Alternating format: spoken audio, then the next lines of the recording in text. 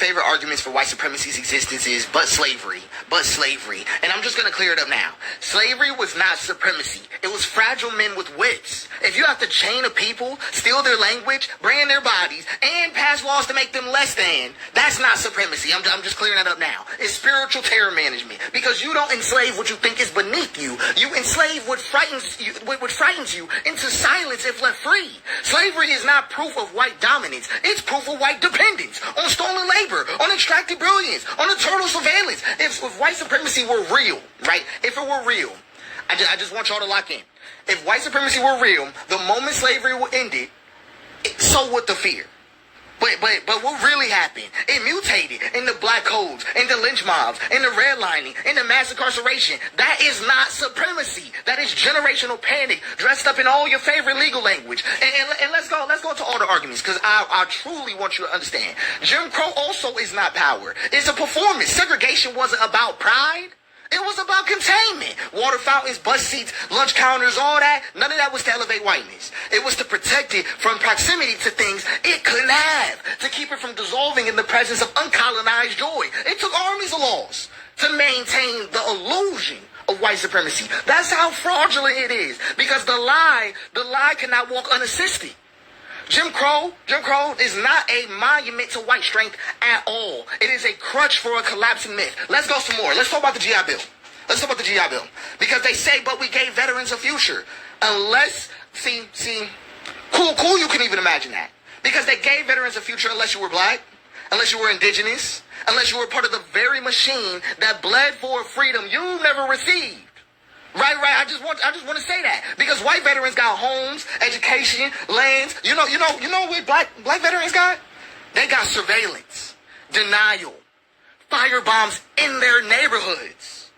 So what did supremacy do when black bodies served it with honor? It shut the door in their face. That's still not supremacy.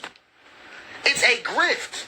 Right, that's all a grift, sealed in policy. See, you got to think about it. Because never in your life, never in history has anyone ever encountered this thing. Because if white supremacy was so powerful, why did they flinch at a bus boycott? Why did it suppress a sermon? Why did it panic at a sit-in?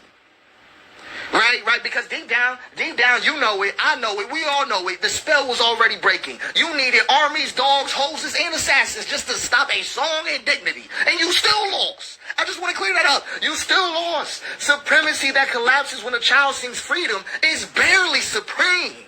Barely. It was a curtain held up by the fear. By fear, that's all it is. I want to address a comment.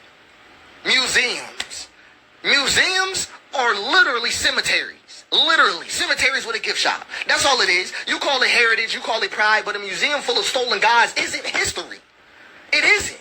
You know what we could call it? It's just a hostage situation. It's a hostage display. You looted entire civilizations, then put their brilliance in glass and called that civilization. I'm just saying, that's insane. That none of that is evidence of superiority. I don't even want to call it. It's cultural burglary. It's cultural burglary framed as enlightenment. So I want you to sit with this, especially about the museums, because all of them are global graveyards. Because white supremacy cannot create the sacred. It couldn't create the sacred. It only possesses it. So I want y'all to sit with it like this. Because this shit is hilarious. It is conceptually once you really sit there and think about it. If the United States and white supremacy claim to be wrong, then blackness is the man carrying the cross on his back, not because he was conquered, but because they needed someone to sacred to crucify in public. And that's not empire. That's not even what you've achieved. You haven't even achieved empire. That's how tough the situation is for you. Can't cap. It's performance theology with blood smeared on its very lens that's recording. Slavery was a horror script, and Jim Crow was the stage set. And the GI Bill, it got to be your favorite bait and switch. The civil rights backlash, that was a temper tantrum. That was the meltdown. The museums are the credits of the movie that you didn't even write. You ain't even write it. I want to pick a new name for white supremacy. New name. Because I want people to understand it and be able to see it beautifully. It is the longest running identity crisis the world has ever seen. It is the longest running crisis of identity the world has ever seen. Ever. And it doesn't even end with applause. It just ends with the mere shatters. I'm just saying, we can pull the plug on this.